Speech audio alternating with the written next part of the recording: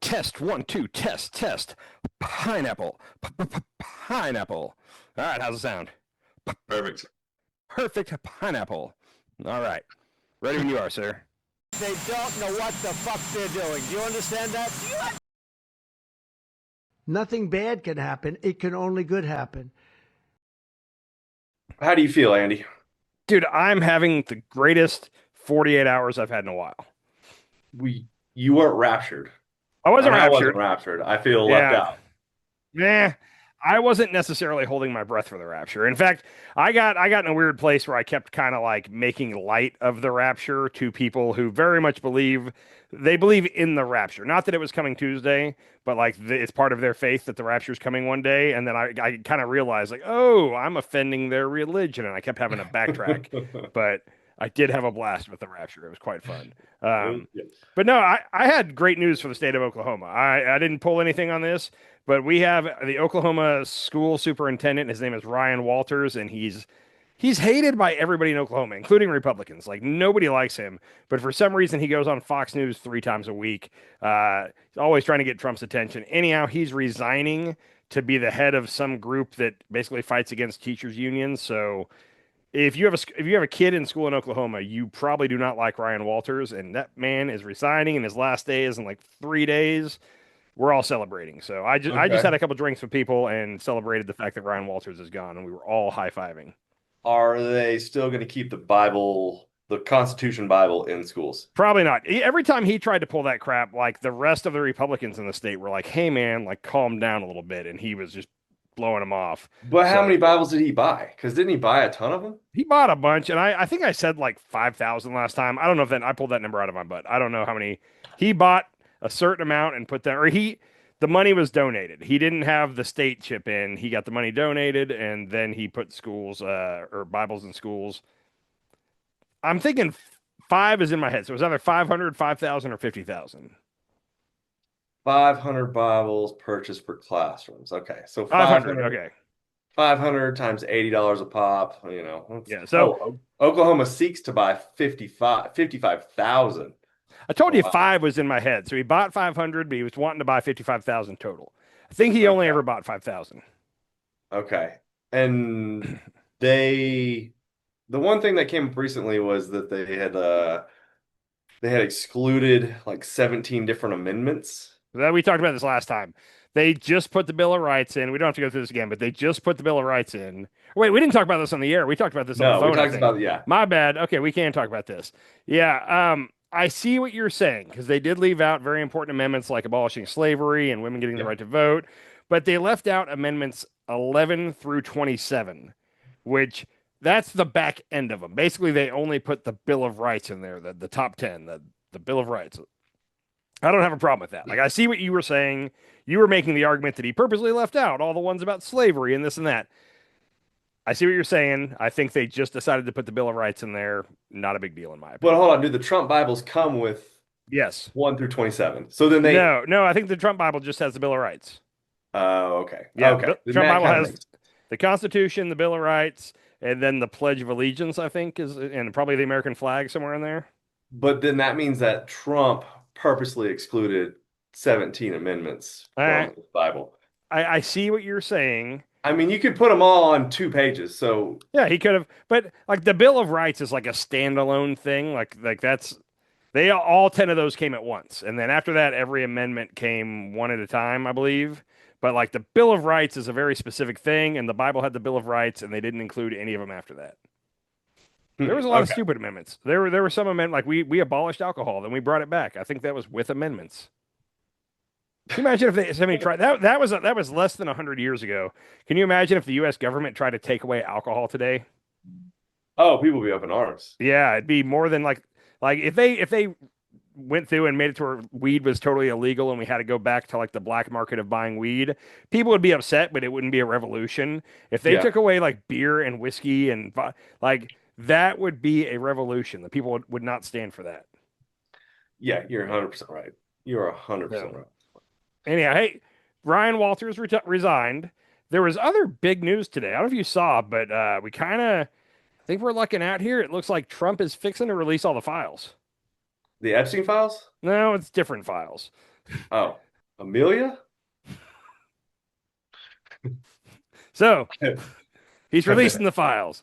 I I've have been been asked by asked. many people about the life and times of Amelia Earhart. Such an interesting story, and and would I consider declassifying and releasing everything about her, in particular her last fatal flight? She was an aviation pioneer, the first woman to fly solo across the Atlantic Ocean and achieve many other aviation firsts. She disappeared in the South Pacific while trying to become the first woman to fly around the world. Amelia made it almost three-quarters around the world before she suddenly and without notice vanished, never to be seen again. Her disappearance almost 90 years ago has captivated millions. I'm ordering my administration to declassify and release all government records related to Earhart, her final trip, and anything else about her. Thank you for your attention to this matter. Donald J. Trump, President of the United States of America. Did he really? He really typed that out. Okay, Like Donald I J. Trump, President of the United States of America. this was just this afternoon. So my first okay, I'm a bit of a history buff, and my first thought was like, hold on, like there is no Amelia Earhart controversy. Like No.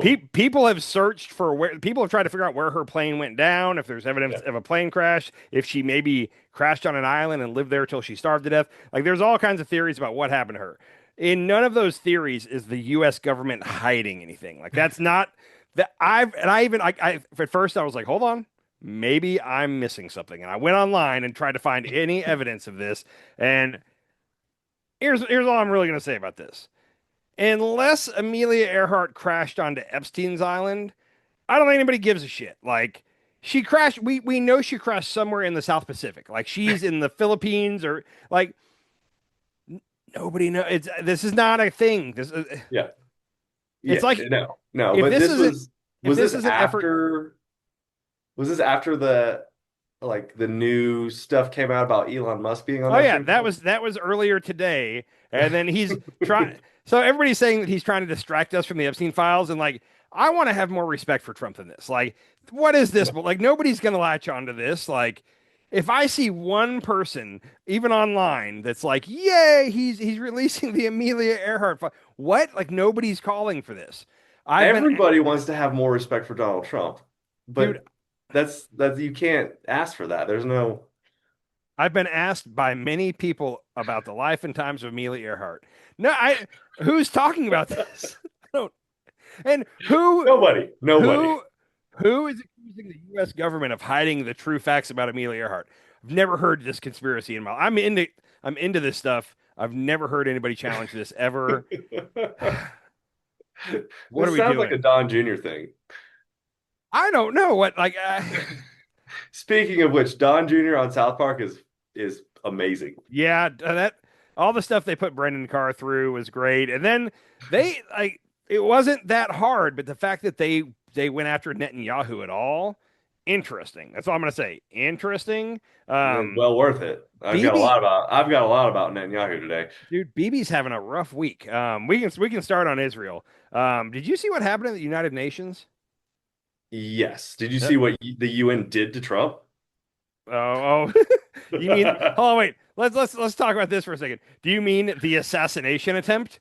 Because people on Fox News are I'm not making going it, that far. dude. People on Fox. I should have pulled these clips. I might insert one right here. Trump and Melania were riding it up, and it just stopped. The First Lady lost her balance a bit, but steadied herself, thankfully, and then marched to the top. She could have been hurt. It came to a grinding halt. And you can even see them kind of slightly lurching forward. This is serious stuff. It's sitting ducks if, God forbid, there was a security threat. They could have hurt the most beautiful First Lady in American history. Coincidence or sabotage? It doesn't look like a coincidence to me. Something more nefarious happening than just simple technical glitches. Absolute sabotage. I've been caught on like 5 elevators in my life. An escalator has never stopped working mid-escalation. I find it bizarre that just coincidentally, all these things just don't happen to work for the president when they work for everybody else. He was a sitting duck for an assassin, was one of the things people said. What if him and Melania weren't holding on? They could have fallen face first into those jagged metal escalator steps. Like, people are acting like someone tried to kill him. And it turns out, according to the UN, one of his White House team, a photographer, ran up the escalator, had to get pictures of him coming up, and accidentally hit the emergency stop button. Is what appears to have happened. So they have to have security cameras. Like, I would like for them to release exactly what happened. Like, and if it turns out that some Antifa terrorist tried to kill him by stopping the escalator, then let's find that out. But I want to see the tapes from that right now. They have to. It's the United Nations building. They have cameras. Like, they have to. Oh yeah, there's cameras everywhere. And honestly, like, all they did was make him walk up the escalator. That's it. And he made such a big deal about it. One of the guys on baby. What a big baby. One of the guys on Fox was like, I've gone to the mall so many times a year. I've ridden escalators more than any other person, and I've never seen an escalator not work. And like, in my mind, I was like, I go to the mall a lot, and often the escalator becomes stairs. Like, it's just not working, and now it's stairs. Get up it. I've seen that a lot in my life. The theory that an escalator might not work seemed to be not possible on Fox News the other day. They were like, clearly this was sabotage. Yeah, no, somebody accidentally hit the stop button. That's when it happened too. Trump, like, Melania, to her credit, Melania like took about a second and then she just started walking up the stairs. Trump sat around like he just sat there like looking confused. Like, do you expect me to walk up these? He did. I wish there was a camera to get him at the top of those stairs, because he was huffing and puffing. He was sucking air at the top of those. He was. Mitch Hedberg had a joke about escalators.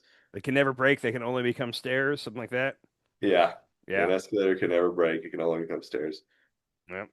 So let's go through the three things that the UN did to him to try to embarrass him, according to him. They stopped the escalator, which the timing was perfect. It was like the second and I'm a fat dude, but the second his fat ass stood onto the escalator, it just gave up. Like, those were my favorite comments. Like, it couldn't do it. I'm fatter than him, so I shouldn't be making that joke. But that, and then his teleprompter stopped working, which the UN said his people were running the teleprompter. We weren't running the teleprompter at all. He's complained about the teleprompters on numerous occasions. I think the Daily Show did a clip of all the times he's complained about the teleprompters. And then what was it? There was a third thing, and I can't remember what it was now. Oh, and his microphone wasn't working. Unless you had one of those like translator earpieces in, it wasn't projecting into the hall. So nobody sitting out there that was just listening in English, you had to basically put your earpiece on to hear him at all, according to him. So they sabotaged him to try to make a fool out of him. It was all on purpose, and it was probably the radical left-wing terrorists. Oh, I bet. Yeah. Yeah. Definitely the left-wing terrorists. Yep. What happened to Bibi, what happened to Trump is imaginary. I'm sorry those things happened to him. That wasn't a big deal.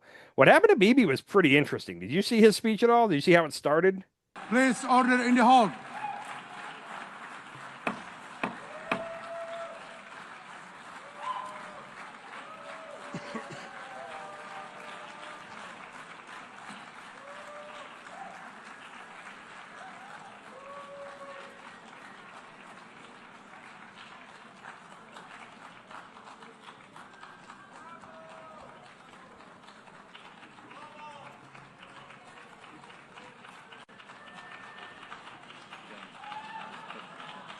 Please order in the hall and please be seated.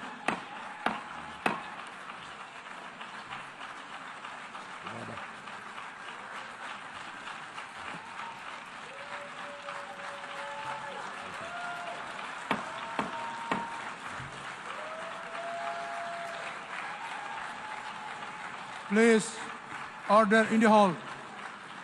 Yeah, I mean, good for them. And the United States is the only one that voted against putting sanctions on them or whatever. Basically, calling it a genocide or stopping the genocide or whatever. Right now, so that happened. Bibi ended up giving his speech, and I want to say like 80 to 90% of the chairs were empty. Like, there were only a couple countries that stayed behind. America was one of them. And then the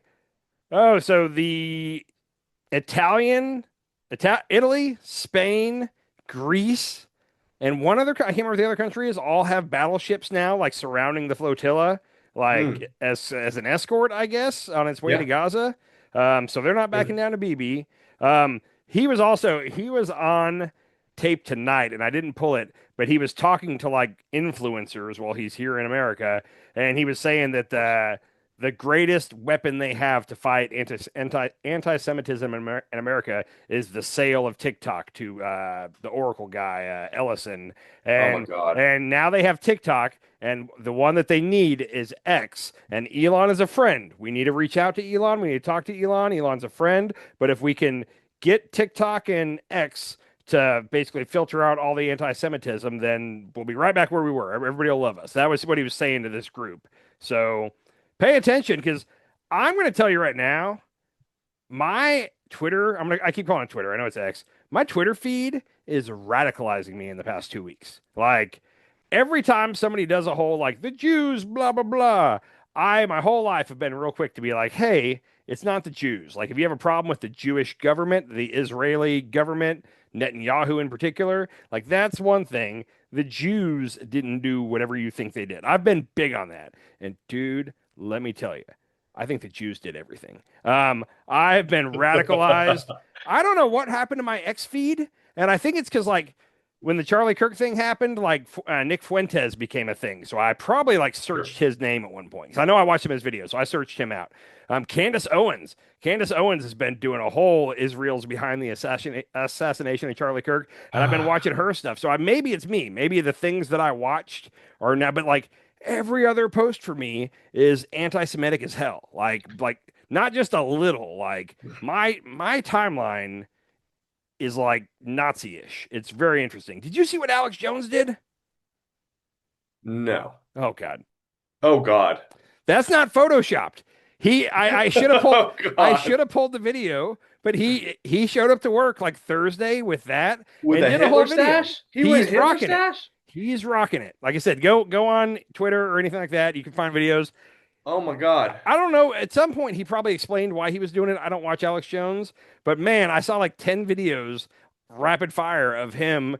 They were not AI. Like there, he did a video before his show, like in his car, where he was rocking the Hitler stash. What? Going back to Netanyahu, Okay. Hassan Piker is now calling him Satan Yahoo. And I am gonna run with that as much as I Okay. can. Satan Yahoo? I don't know. Satan Yahoo. I got to tell you, the whole, like, we talk about it every now and then, but the law of unintended consequences, like, their goal was to clamp down on anti-Semitism, to, like, stomp it out. And the actual, like, what's happened because of that is anti-Semitism in America is a bigger problem than ever. Like, and for the first time ever, What the fuck are they doing? The government of Israel. The government of Israel, Yeah. what are they doing? That is going to lead to if the United States was committing a genocide, there would be anti-Americanism or whatever you want to call it, like 100% across the world. Like I'm gonna challenge you on that, and hear me out on this. Just really give this a thought. If Israel was doing all the things that they were doing, but America wasn't A, supporting them, and B, like deporting people who say bad things about it, if we weren't trying to clamp down here, if our government was just kind of like, yeah, whatever, let them talk, I don't think it'd be as big a deal to us. It's the fact that like our government at the request of Israel is trying to silence us from criticizing what they're doing. I think that's more of the these problem. are two separate issues. These are two separate issues. First of all, the genocide in Gaza is horrendous.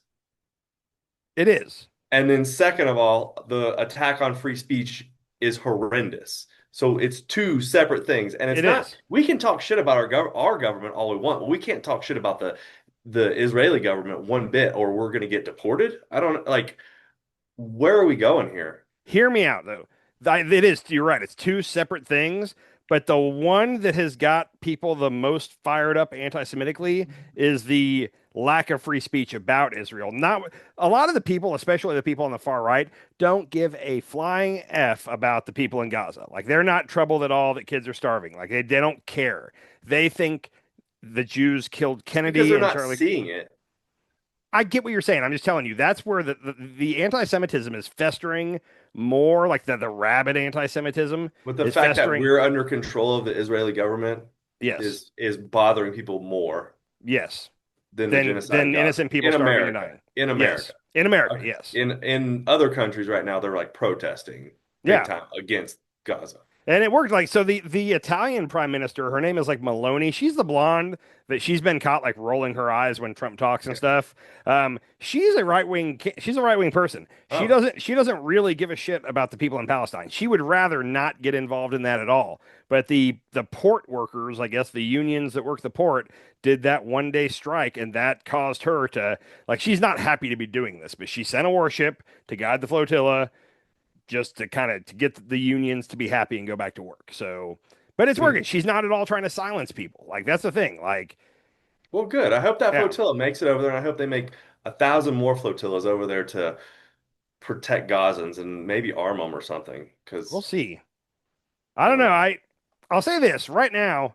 There are a lot of countries that are really standing up to Israel, and I've told you for the last couple of months that, like, there's no stopping it at this point. Like, the Palestinian people are going to be out of Gaza. Like, that's just the inevitable end. I'm starting to think there's like a 2% chance that I'm wrong, and it's because all these countries are really standing up and telling Israel no. Now, as long as America stands tough, then it's not going to go well for them. But you see Trump's kind of wavering on this? Oh, yeah. I pulled the video. Let's go. I will not allow Israel to annex the West Bank. No, I will not allow it. It's not going to happen. Did you speak with Netanyahu about this directly? Yeah, but I'm not going to allow it. Whether I spoke to him or not, I did. But I'm not allowing Israel to annex the West Bank. There's been enough. It's time to stop now, okay? Yeah, so I got really excited. He made 2 spins when it comes to foreign policy this year, where he did a 180. He just turned around and went the other way. And it was that, and the other one has to do with Russia, Ukraine. We'll talk about in a minute. But, like, that was exciting to hear him say that. Now can I throw cold water on it? Okay, do you believe that he's going to make a way for the Palestinians to remain in Gaza without Israeli control? Not at all. I think that what he said, I will not allow Israel to annex the West Bank. Like, okay, maybe that's right. Because his original thing he said, remember back 6 months ago when he had Netanyahu in the office, was that America was going to have it. And they were like, what do you mean you're going to buy it? He's like, no, we're just going to have it. It's going to be ours. So, like, I don't think, just because he said that today, I don't think that means happy ending for the Palestinians in Gaza. Like, there's a variety of other things that could happen here. So yeah, he's completely just bullshitting right here. Yeah, it's pretty upsetting. It is. So remember when this all first started happening and Piers Morgan was like super. Piers Morgan and me, dude. What's that? Piers Morgan and me kind of rode the same. I was with Pierce for a lot of this journey. Me and him both were thinking the same, because at the beginning of Palestine, Israel, me and you, this is why we first decided to start recording us talking, is because we were having like hour-long debates about Israel, Palestine. And I was trying to convince you that really bombings, targeted bombings with smart bombs, was the way that would result in the least amount of civilian casualties. If they sent in the troops and went street to street, more civilians would die. You got to get Hamas. I was on the IDF side 2 years ago when we first started talking about this stuff. You were correct. I'm giving you your props. You were right. Okay. It took me a year to a year and a half to finally go, oh shit, like, this is bad. Like, this is, and I wasn't even ready to say genocide yet, but I was just like, this isn't good. I was saying genocide from the beginning, from real early on. You were correct on this one, and I was incorrect. But it's funny because me and Piers kind of rode the same wave. Like, like, as soon as I started questioning things, like a month later, he started questioning things, and then I think I finally said the word genocide 2 or 3 months ago, and he just said it about a month ago. So we've been kind of right there. But yeah, and I mean, he's been having Dave Smith on a bunch. Yep. And this video here is Dave Smith's on there, but he's not talking. But Piers Morgan is arguing against some lady from Israel.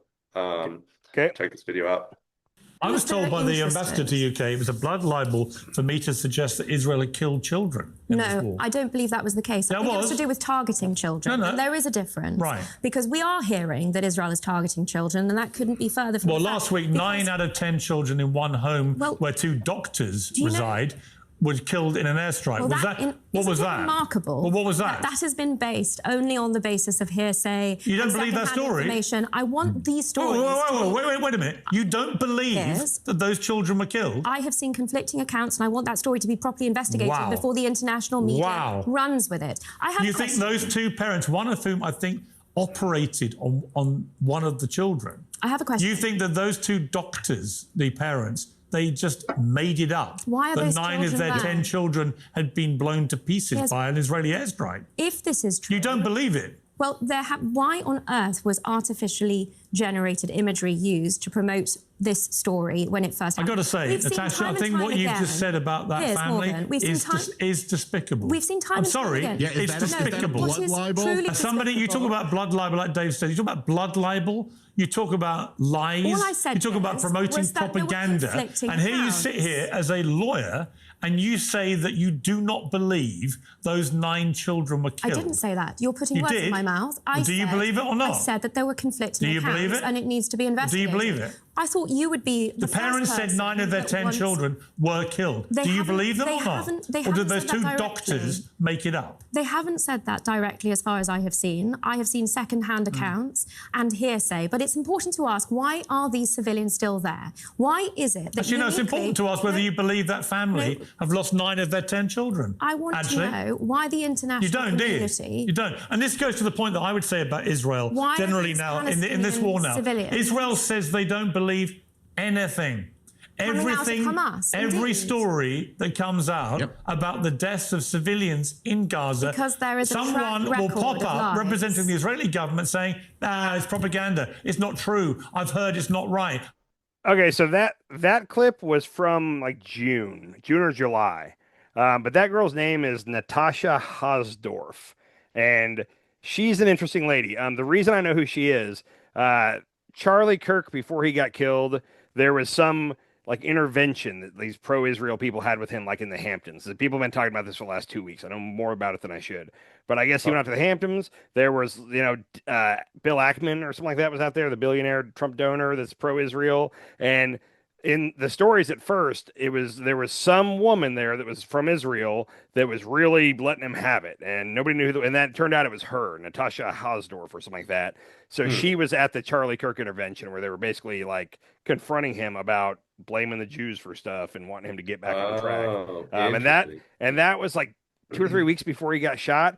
That meeting supposedly happened. That all the pro-Israel people that were there say that no, it was a friendly conversation.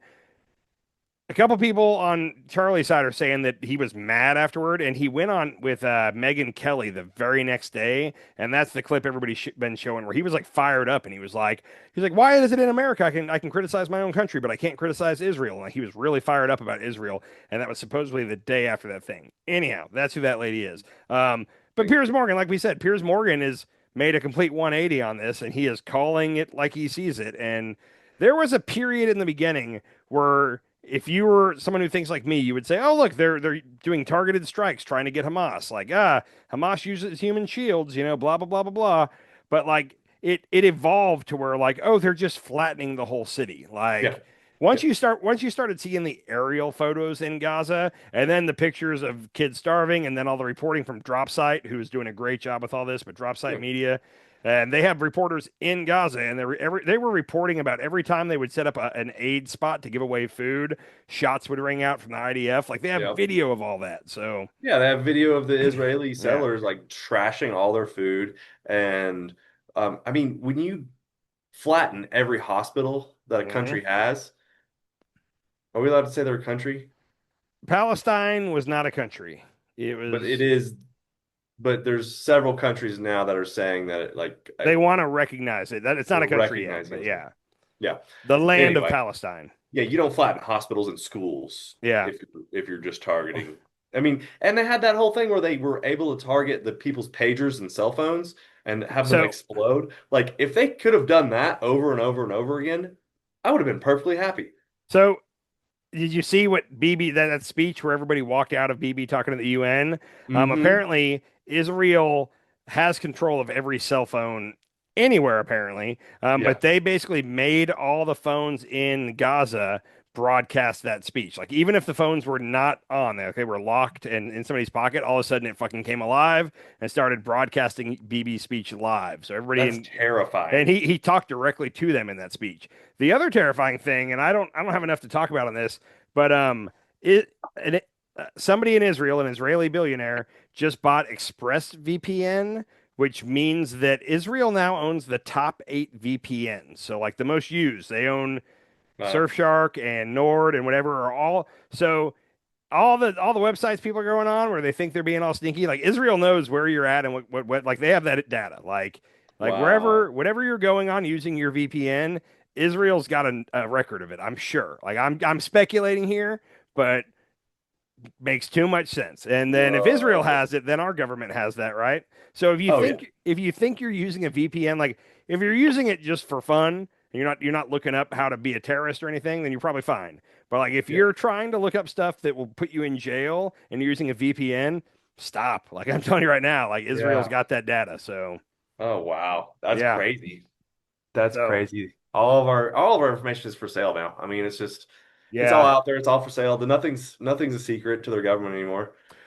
I was thinking about this the other day. Now that TikTok's going to be controlled, which me and you have both never been on TikTok. I'm proud of us for that. The whole thing where China was getting all of our data, that scared me to the point of like, I'm not getting on TikTok.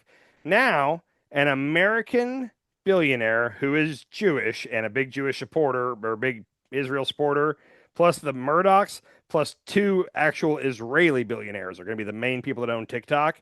Who would you rather be getting your data? China or America/Israel? I don't want any of them to have my data. I don't want any of them to have my data. I want my data wiped from the system. Good luck, buddy. Our data's out there. We're so screwed. I know. What's weird is you would normally say like, I definitely don't want China to have my data, but like, what's China gonna do with that data? I don't know. Like, I feel like Israel and America could put it to use in a way that would not be good for me easier than China could.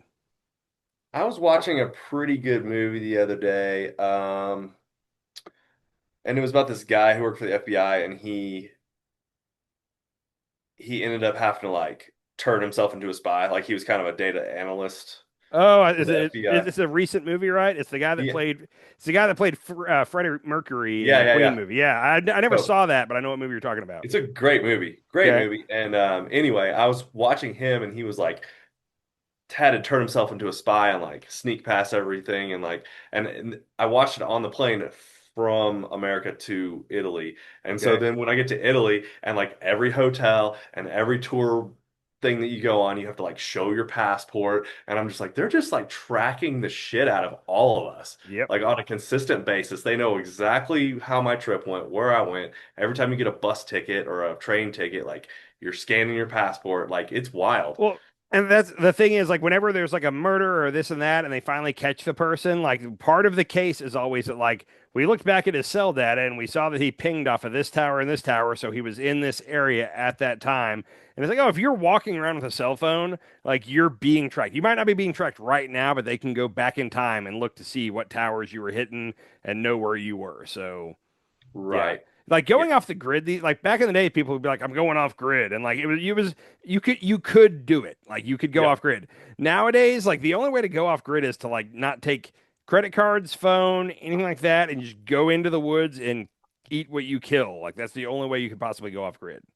Yeah, my sister, she was telling me about a couple that they had met. I don't know if they're friends or whatever, but they had not like gone through and gotten their kids' birth certificates because they didn't want their kids to be tracked from an early age. And their kids were like 3 and 4 or something, 5, and like they're about to start like soccer or something, and like they're like, well, we just don't even want to like give the government their information because we don't want them to have all this information on our children at this young age. That's a little extreme. I think if you give birth in a hospital, you have to get a birth certificate. Like that's part of the deal. So they probably did like a doula or whatever, where they did like an at-home birth, and very popular in Colorado. Yeah, which like that's one of those where like, could Trump deport them because they don't have record of being an American citizen? Like if you don't have a birth certificate, you also don't have a social security number. I'm guessing. I don't know if that's true, but I would think that's the case. I think so. Yeah. So yeah, they're not in the system. These children are just not in the system at this point.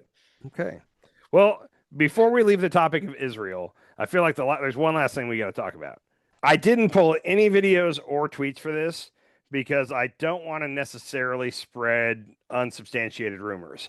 But I do feel like I have to involve you in what I'm seeing. Okay, so part of my Twitter timeline right now, which is very anti-Semitic, I said last time, I think her name is Erica Kirk. I watched her whole speech from the funeral slash rally, whatever you want to call that. Yeah. And she seemed very genuine. Like I came out of that speech saying, "Oh wow, like very nice of her to forgive the killer. Like it was a good speech. She seems like a nice girl." Blah blah blah. And I kind of left it at that. And it only took a couple days. Where have you seen any of the conspiracies around her yet? I heard one, but I wasn't paying attention. She's like an Israeli spy or something. Well, so I haven't seen that she's a spy, but so first of all, her dad was an architect that built one of the Trump buildings in New York. I don't know if it was Trump Tower or whatever, but so her dad's got connections to Trump. Her mom worked in she didn't work in the government, but she worked for a company that contracted with like the CIA. Whoa. Yeah. So that's interesting right there. Erica Kirk, when she was 17, somebody got her into the Miss Arizona pageant, which was owned by Donald Trump. And oh my God. She won it, and she went on to compete in the Miss America pageant, which is owned by Donald Trump. There are pictures of her in a bikini on stage with other women and Donald Trump from when she was 17, okay? She wins Miss Arizona, but she doesn't win Miss America. As soon as that's over, she starts a ministry, some kind of a church in Romania. She's not in Romania for long before there's a huge scandal involving trafficking children. I guess like 300,000 children went missing. I need to say allegedly a lot. How many children? 300,000. This is all allegedly. Okay, this is what I'm seeing online. According to what I'm seeing online, Erica Kirk's church, she's not Erica Kirk at the time, she's whatever her other last name was, but her and her church got kicked out of Romania like forever. Like they're not allowed to come back. They couldn't prove that they were taking the kids, but I guess there was theories about it. Okay. Are you seeing anything on this? I'm just trying to figure out how 300,000 is a lot of children. Yeah. Again, I'm seeing this all on Twitter. This is part of my anti-Semitic timeline. Okay, but this is all alleged. This is all rumor. He said this is all. I doubt any of this is true, but I've seen it so many times that now I'm like, it could be true. Okay. I mean, 300,000 children seem like that's a ton of children. I mean, is the whole country of Romania have that many people in it? Probably not. I mean, they definitely do, but I get what you're saying. So there was missing children. So there was missing children. She's linked to Trump and Epstein, and Trump's linked to Epstein. No, and also her family is somehow also linked to Epstein. I can't remember what the connection is. Like her dad or something crossed paths with Epstein. I don't want to say he was a buddy, but like there's something there. And this is all allegedly on Twitter. I'm not saying I believe it. I'm just saying I've seen it enough to where it's one of those repetition things where it's becoming more believable. Her and her church have been kicked out of Romania forever. Like she's not allowed to go back, according to Twitter. Okay. Oh, wow. She comes back. Her and her family moved to Arizona. She was asked in an interview. I did see this. She was asked in an interview why she moved to Arizona, and that's when she said, "Well, my mom worked for like a civilian defense contractor that worked for the CIA, and that's where we had to move for that." So she moves there. Her family's wealthy. At some point, her family takes a trip to Israel, and while they're waiting in line to go up and kiss the Wailing Wall, that's when she sees Charlie Kirk standing in line ahead of her for the first time, and I think they interacted a little bit, but then she came back and she got a job at TPUSA, rose through the ranks, got his attention, married him. Okay. The theories are that like she was a plant by Israel or Trump, or I'm not really sure, but like it was almost like it was arranged marriage. Like she was sent there to marry Charlie Kirk and to make him be pro-Israel. And then the theories go on that as soon as he started not being 100% on Israel's side, like she's involved in taking Charlie Kirk out. That's the theories. And then I don't believe that part at all. I think some of the stuff about her past I did look into, and some of it, like she definitely was the Miss Arizona. She was in Trump's beauty pageant. She definitely started a ministry in Romania. Don't know about her getting kicked out and her church getting. It did shut down rapidly and everything had to go back. Don't know for sure why. The rumor is Romania kicked her out. Well, and the FBI reportings on this shooting seem to be false and misleading at this point. I watched Joe Rogan this week for the first time in a while, and he had Andrew Santino on, and I like him. And And like they were both talking about how this doesn't add up at all. Candace Owens is tweeting that apparently the kid never even was on the campus. He never confessed to his parents, and his parents never told the FBI he could. I don't know where she's getting this. Like, if she's got real info on that, please put that out there. But she's claiming that everything we're being told is a lie. Candace Owens also seems legit crazy. So yeah. That's what I was saying. Candace Owens is a pretty big nut job. Oh, I'm totally. My feed is Candace Owens and Alex Jones and Nick Fuentes recently. Like that's what Twitter is forcing down my throat. So I am down a rabbit hole. I don't really believe any of this stuff, but I'm just telling you right now, like I'm seeing how easily a naive or a young person could quickly get brainwashed into thinking a lot of wild shit. Like Have you seen the videos where they slow down the entry and exit wound? The exit wound's coming from the front. None of that makes sense to me. And it's kind of like the Kennedy assassination, the movie, back and to the left, back, but the shot supposedly came from behind him, but his head goes back when he gets hit. But then I've seen people that do ballistics type stuff that say, that can happen. No. This is the one where it shows his skin coming out of his neck like this. I don't know I don't know if that's AI. I've seen it. I don't know that I buy it. It's super slowed down and zoomed in. I got to think it's at least enhanced with AI. I don't know, but we talked about it last time, the whole thing where there was not an exit wound this is the other crazy thing is there wasn't an exit wound. That's what they're saying is this is the exit wound. I get what you're saying. The TPUSA said that the coroner that performed the autopsy said that there was no exit wound and that they found the bullet just beneath the skin in his neck. Now, we talked about it last time. A 30-06 not going through his neck seems unbelievable. That'll go through a lot. But we found out recently that there was no autopsy. We have like the official stuff on that. So if they didn't do an autopsy, they supposedly didn't go rooting around for a bullet, I would think. Maybe I'm wrong on all this. I don't know. But there's so many loose ends. And then Kash Patel came out with his long tweet where he was mentioning every conspiracy and how they're going to fully investigate it, which he's an idiot for a lot of reasons. But yeah, there is a segment, and it's all everybody I'm seeing is far right. My Twitter is turned far right Nick Fuentes level. Like that's where I'm at. And they don't like her at all. Erica Kirk, this is weird. I thought her speech was so good and she was crying and it was good. And now they've slowed it down and zoomed in. And like every time she went to like wipe away tears, there were no tears. She was fake crying. That's what the video makes it look like. You never see a tear once. I'll send you some of these on Twitter. But like, is she just a really good actress or was she, I don't know. Is she an Israeli spy? I mean, I'm not saying I think she is. Again, I think that this is probably all total horseshit rumors. I'm seeing it a lot. Okay.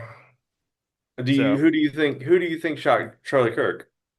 I still think it was probably the kid that confessed to it. I mean, that makes if you follow Occam's razor, that is. Did he confess?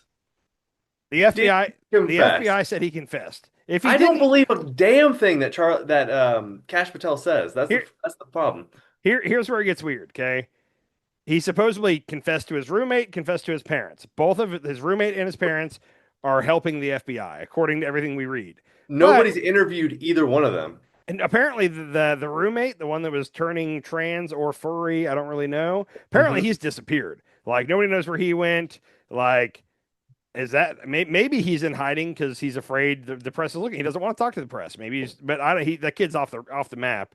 I think that we need to hear from his family or that kid to put a lot of this to rest because you're right. The whole, and I don't know if I believe the whole, the slow-mo of the skin stretching forward, proving it's an exit wound. I don't know if I believe that, but the whole part about it not going through his neck is really odd. Like that doesn't make sense. Yeah, that is odd.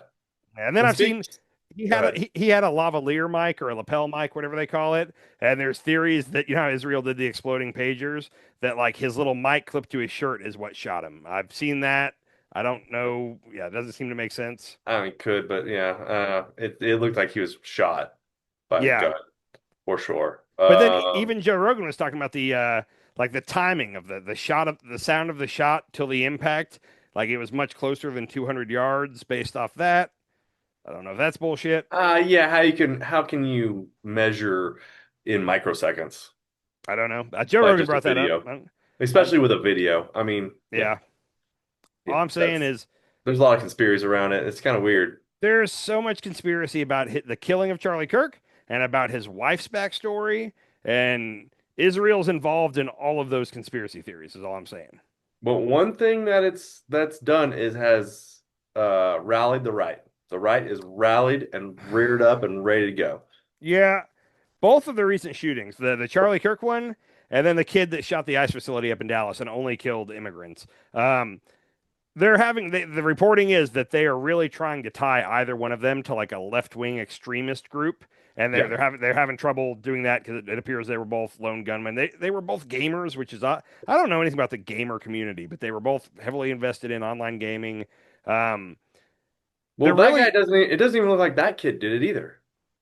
Oh, I haven't seen anything saying that kid didn't. The whole anti-ICE. Who says anti-ICE? Nobody says anti-ICE. I think he was trolling. I think he thought it would, because did you see he also on the side of his car he had like a piece of paper taped to the side of his car that showed all the nuclear fallout that's passed over America since 1950 or whatever. Like that kid, I think was fucking. I think he was screwing with everybody. He was like, if I'm gonna die, I'm gonna leave a bunch of clues that don't make any sense. Like I think that's where he was at. But neither one of them had like. Did either one of them go to the range within the last 6 months, a year? The kid in Utah grew up shooting. That was his grandfather's rifle that had been given to him. So I got to believe he shot. By the way, they say.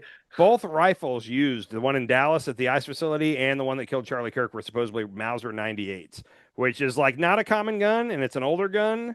So interesting that it was the same gun both times. So I don't know what to make of that. It's just interesting. Yeah. So I don't know. I can see how people are saying, oh, these are both left wingers. Okay.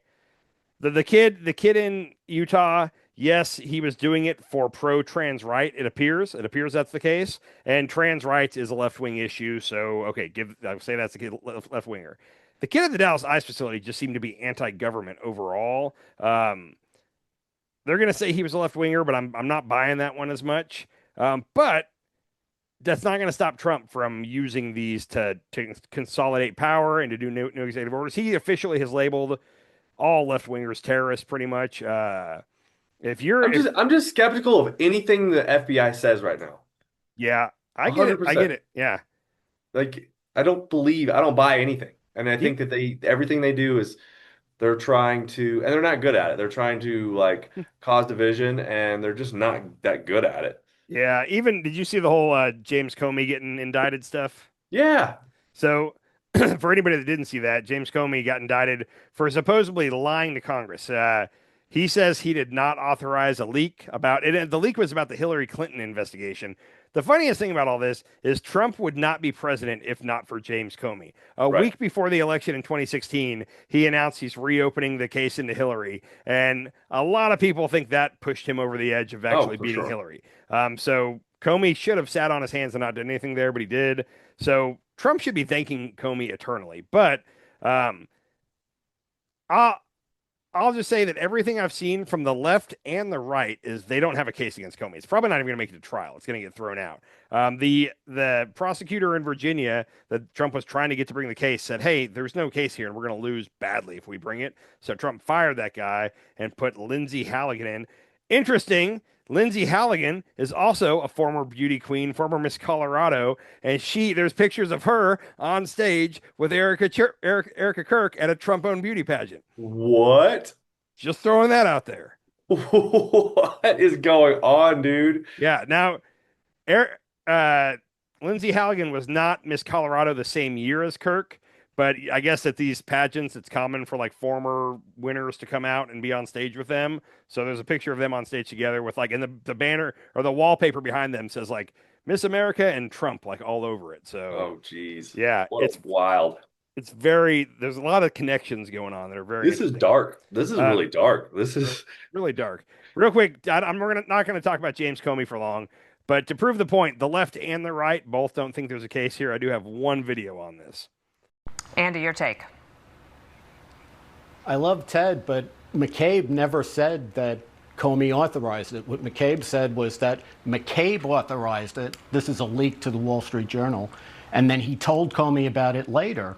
The only way that you could convict Comey beyond a reasonable doubt is Comey would have to truly believe that he personally had authorized the leak. He would have to actually have authorized the leak, and then he would have had to know that he was lying when he denied it to the Senate. They're not even going to be able to prove that he authorized the leak because, by all accounts, he didn't. So I don't think this case even gets to trial. So that's Andy McCarthy, and Andy McCarthy is no lib. Like, he's been on Fox for a long time. They trust him. And the whole thing, like I said, the whole thing, it appears that they fibbed a little in the indictment. There's a saying that you can indict a ham sandwich. You can indict anything you want for any reason. There's no defense lawyers to cross-examine anything. Like, it's the prosecutor with the jury, and they get to present what they want to present. And even in this case, there's 24 jurors, and you have to get a majority. So you have to get 13 out of 24 for you to be able to take it to get an indictment. Okay, and it's not beyond a reasonable doubt either. It's just, do we have enough evidence to take this to trial? Guess how many out of 24 said yes to this going to trial? I have no idea. 0. 13. So barely enough by one. And there was actually 3 counts they were trying to charge him with at first, and only 2 got 13 votes. The third count got thrown away because they couldn't get enough votes for it.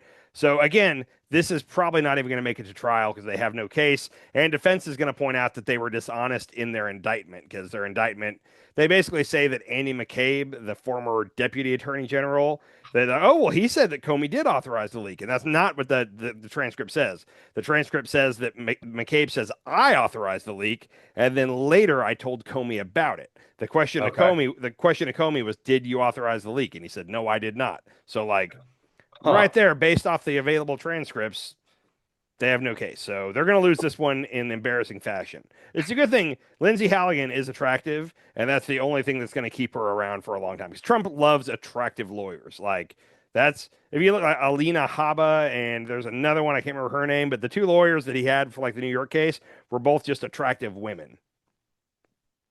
I hate Alina Habba, but she is attractive. Yeah. Yeah. Isn't there something where this was a while ago that I stumbled across this. This is only like 2 or 3 months after Trump got elected, but they were talking about how the DOJ has lost more cases, like a giant percentage of the case. Like, they usually don't take things to court, but since Trump's been elected, they've taken so many cases to court and lost like 90% of them, when generally they win 90% of them. Normally, you don't take if the DOJ, they don't take a case to court unless they're pretty sure they're going to win it. They have lost a lot. Now, the problem is, even though they've lost a lot, he'll lose it and then he appeals it. Then he goes to the next level. Then he loses it and he appeals it. And that's his whole goal, is just to get it to the Supreme Court. And he's actually doing quite well at the Supreme Court. He's winning like 90% of his cases. So he could lose it. He could lose the same case 7 times, but if he wins at the Supreme Court, it doesn't matter. Trump loses 93% of cases in court. Yeah. It hasn't gone well. Yeah. Huh. Yeah. So, but as long as he gets to the Supreme Court, it's good for him. Oh, and then also, forget the fact that Comey's actually innocent. All the tweeting that Trump has done about Comey, apparently there's something called like malicious prosecution. But if you can prove malicious prosecution, then the case gets thrown out right away. And because of all of Trump's tweets, like, that's almost a slam dunk. So even if Comey was guilty, he probably would get off on this. But anyhow, so that's all I got on Comey. Oh my gosh. I'm going to tell a quick story. I don't know if I got a lot to say on this, but the military's doing some weird things. Tonight, I ended up at somebody's house, and it turned out there was a dude there that's been in the military his whole life. His dad was in the military. He grew up in like East or West Berlin back when the wall was still up. So this guy, he had some interesting stories to tell. His dad was also in the CIA. So I took what he said. You know, I put some value in what he said. I couldn't help but ask him about 2 things. One, Trump said he wants to reopen, it's called like Bagram Air Force Base in Afghanistan. Yeah. Everybody on Twitter, on the news, is like, why? Like, why? Like, you would have to put a couple thousand troops there just to hold it, and they'd probably constantly be getting attacked from different. They were, yeah. Just a bad idea. When I asked this guy about it, he paused for like a long time, and he was like, I have no idea why they'd even try to do that, and it makes no sense. And he's a Republican that's pro-military Republican, and that was like one thing where he was like, I have no clue, and I think it's a terrible idea. Thank you. The other thing, and we can talk about this a little bit more.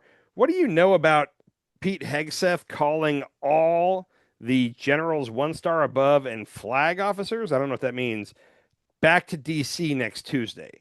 This is weird and this guy was a what did he say he was? He was a sergeant in the Army, so he understands the command structure, and he listed a lot of reasons that you would not do this. And if you were going to do this, you would keep it top secret because you wouldn't want all our enemies to know that leadership has left the battlefield or that they're all gathered in one small place right now. Like he had a lot to say about this. What are your thoughts on this whole deal?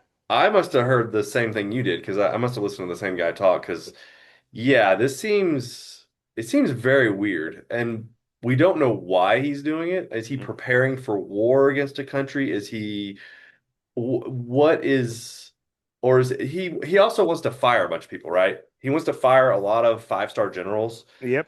So maybe that's what he's doing now is just kind of reassessing them and getting rid of them. One reporter, and they weren't for Fox, but they were from like a right-wing journalist. They had a scoop that basically he's going to give a whole speech about like how they're rebranding the military. They're war fighters now, and they got to put more of a forceful posture out there. And it was kind of like war. Kind of we're changing the culture, and he's going to give a big fiery speech, and that's what this is all about. Now, everybody pointed out, they were like, that's not how this would happen. Like, he would record himself doing it and send it out to all them in the field. There's no reason to have them all there. The guy that I was talking with tonight said, I'll bet he's going to do something like that, but also like 20% of them are not going to leave employed. Like, they're going to restructure. And he made some good points. He said that 25 years ago, there was like one general for every 1,600 or 16,000 or whatever the ratio was. And we keep adding more generals. So now there's like one general for every 800 troops or whatever. And he said, he truly said, like, we have too many generals. In the past 30 years, we've been promoting people like crazy without people retiring. So there's more generals than there should be, was his comment. Okay. Now, Hegseth is going to take advantage of this and fire anybody who's not like very pro-Trump, I have a feeling. Yeah. But yeah, and also like how do you say like you have to rise to the rank of general, right? Yes. So like these people are veterans. Okay. They've been troops. Most of them have combat experience. I'm guessing all of them have combat experience. And they rose to the rank of general, and you're going to just fire them? The experience is the key part. Like, you losing experience would be devastating to our army. But we're supposed to be we're supposed to be pro-military, right? We're supposed to be like support our troops. And you're just going to fire people who rose to the highest rank you can, to one of the highest ranks you can in the military, and you're just going to like get rid of them. But I do see your point where we're firing people with experience with and I think there is some, if that is true, that we have more generals per however many soldiers than we traditionally have, and it's too many right now. I get that, but like I have a feeling that like just today they fired 200 FBI agents, and they were FBI agents who had like shown solidarity with the Black Lives Matter protests in 2020, or like at one point they took a knee and whatever it was. And like these are good agents, I'm guessing. Maybe they're not. I don't know.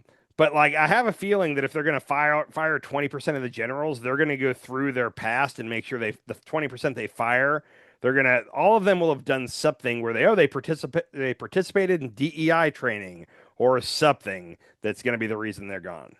Well, yeah, and like you said, they're gonna fire people who are not pro-Trump, 100% pro-Trump. And have you noticed that the ICE agents have just becoming more and more violent lately? That one, I don't know if you saw it. I didn't pull the video, but there was an ICE agent in New York that there was a wife that was losing her shit and screaming, and he threw her to the ground. He actually got placed on some kind of suspension. So that's more than I would have thought. The fact that they're doing anything to that guy. There was another guy who lost his gun while wrestling somebody, and he started pointing it at the people that were videoing him. The problem is, so the South Park episode like a month ago pointed this out, but like they're hiring people off the street and giving them $50,000 bonuses to sign up for ICE. And I don't know what kind of law enforcement training they have to get in, or maybe that they get once they get in. There's a lot of people running around in ICE Fest right now that don't have the training to be doing what they're doing. Like we deputized all these people, and well, there's so many, and they don't even wear ICE vests. They're not even like identified as ICE people. Like, well, they're wearing like tactical vests. They don't say ICE. A lot of, I don't know if you've seen this, but a lot of the ICE agents have a little gold pin that's like the silhouette of Trump. You can tell by his hair, and they're all wearing that on their vest, which is weird. That's scary. like that's Nazi SS type stuff. Yeah. But and then tonight, I didn't pull this, but Pam Bondi announced tonight that because of all the threats against ICE, she's basically putting it's like the FBI and the ATF and like every agency you can think of, she's having them now assist ICE. The original goal was to have the military do it, and I think he's finally backing off of that. He hasn't talked about having the military assist ICE recently, but it sounds like they're just going to have all the other agencies they can out with ICE. So whenever ICE goes to get somebody now, they're going to have a couple of federal marshals or ATF agents or FBI agents with them as backup, supposedly. So it's such a nightmare. Yeah. Speaking of ICE, where do you think these 1,000+ detainees that disappeared from Alligator Alcatraz are? They're in, I can't remember what country it is, but they're in a country in Africa. Wait, so they came out? No, but I'm telling you where they are. I firmly, so it's come out that we have some contracts, like we're paying like, one of these countries we're paying like $5 million to let us deport people to that country. Like they don't have to do anything. Once they get there, they don't have to like house them or feed them. They just have to let us drop them off at the airport pretty much. This is the country that it has open slave markets. I don't know if I can't remember what country it was, but anyhow, it was two countries that I read about where it came out that we had paid millions of dollars to these countries to let us deport people there, and we were flying people. Like that was the whole thing, is Alligator Alcatraz had a landing strip, like you could take off and land there. So like people were leaving off the radar without, I guess in the original story you're talking about, like what was it, like 1,800 people?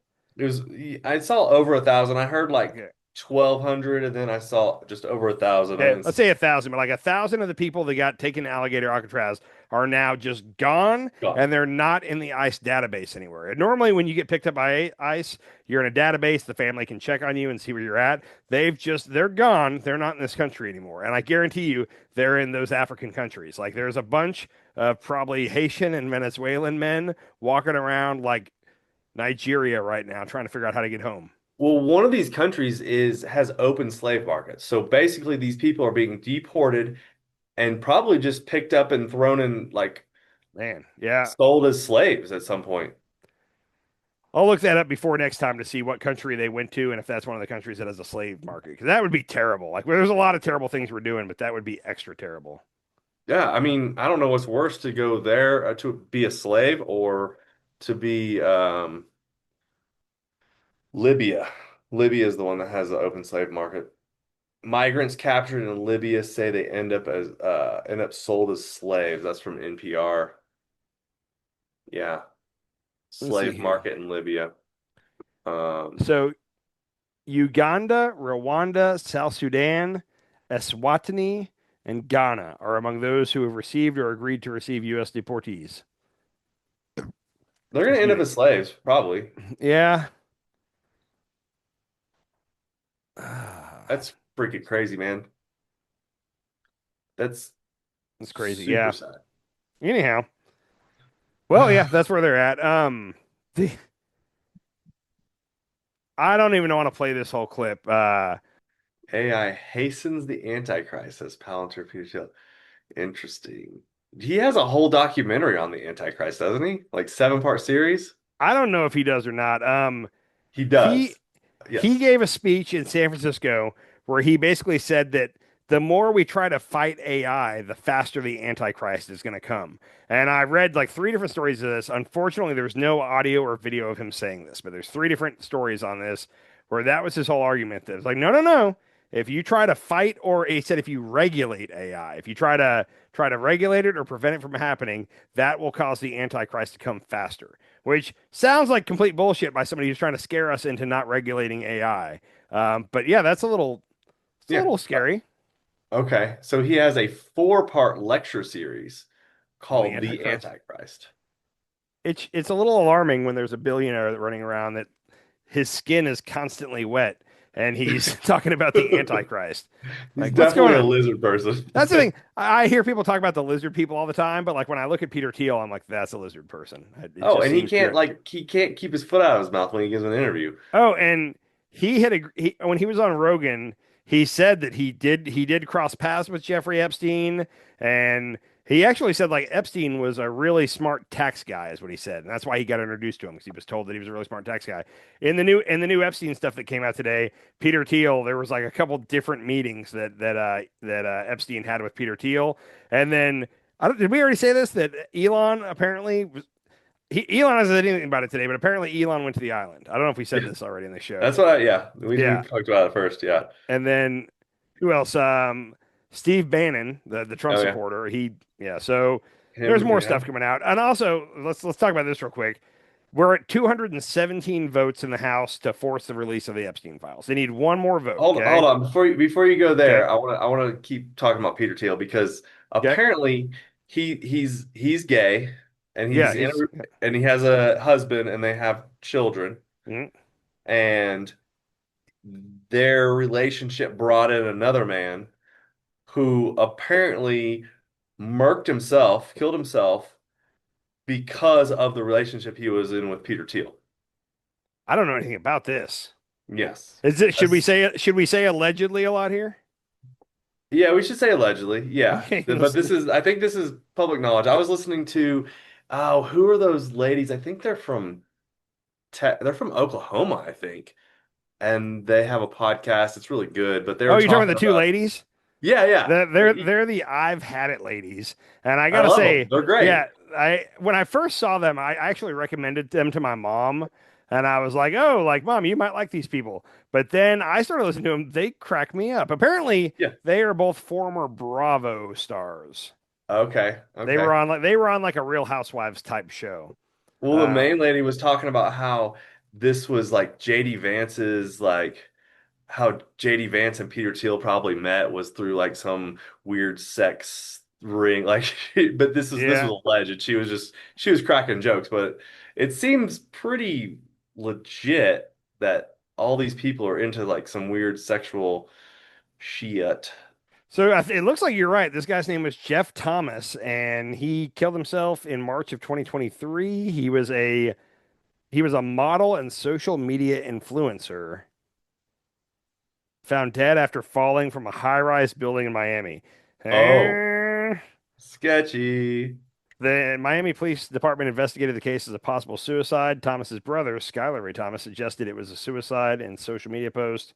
There was a confrontation at Thiel's New Year's Eve birthday party in late 2022. Thomas was allegedly humiliated by Thiel's husband, Matt Danziesen, and removed from the party. So there was a thing. Okay, that maybe he was so distraught and he killed himself. I don't know. That's interesting.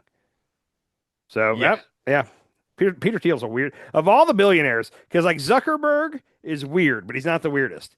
Elon is weirder than Zuckerberg, but then Peter Thiel blows all them out of the water. I think so. He's odd.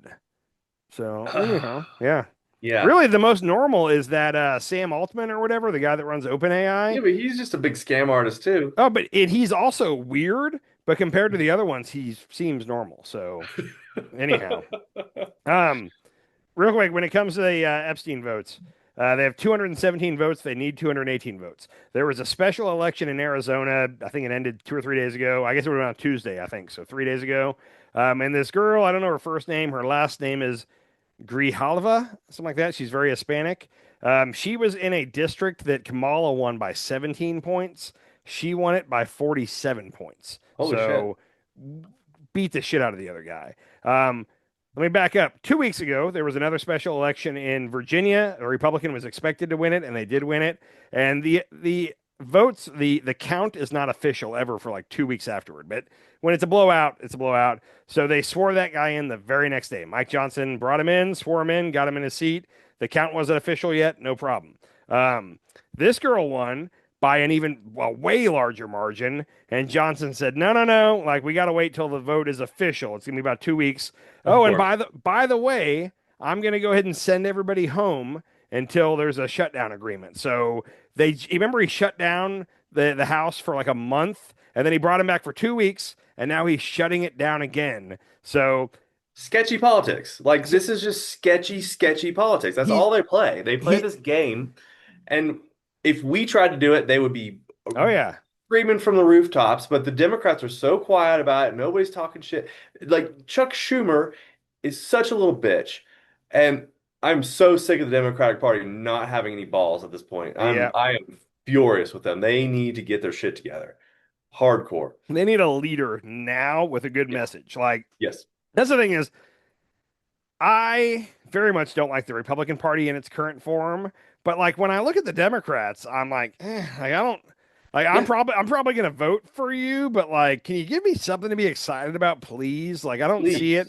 There's Tallarico in Texas, and then there's a oyster guy in like Maine that seems to be getting people excited. But they're running for House seats. Like, they're not national leaders. There's Gavin Newsom. There's Gavin, and then there's that Senator Chris Van Hollen. Bernie Sanders is exciting still. Kamala is flaming out hardcore right now. She released a book and then went on like a media blitz to sell her book.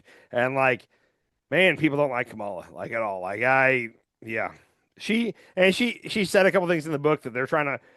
It's like she speaks well until you ask her a question, you follow, you probe what she said, and suddenly she can't talk. And she said in her book that she really Pete Buttigieg was her first pick for VP. Like she really wanted to be Pete. But because she's a black woman, her husband's a Jewish man, and then you're going to add a gay VP, she thought it was too big a risk. I totally agree with that. That makes sense to me. Rachel Maddow was like, oh, so you wouldn't pick Pete because he was gay, and kind of made it seem like she was being a bigot or something like that. And like she fell apart and like couldn't make words that made sense. That it's like, okay, like get her right, because she wasn't making that decision. That's the problem. I'm sure she was listening. She was listening to people around her that were telling her to play it safe, and that's what she said. Well, the DNC, the entirety. There's a leader of the DNC. I don't know if we know who that is. I haven't looked into it. But like, there's people in charge of the DNC that tell the rest of them what to do and what to say and how to be, and they suck.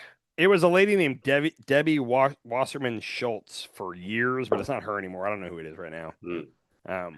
Hey, real quick, and I'm just seeing this. You know how we were talking about, you're allowed to criticize America in America, but you can't criticize Israel.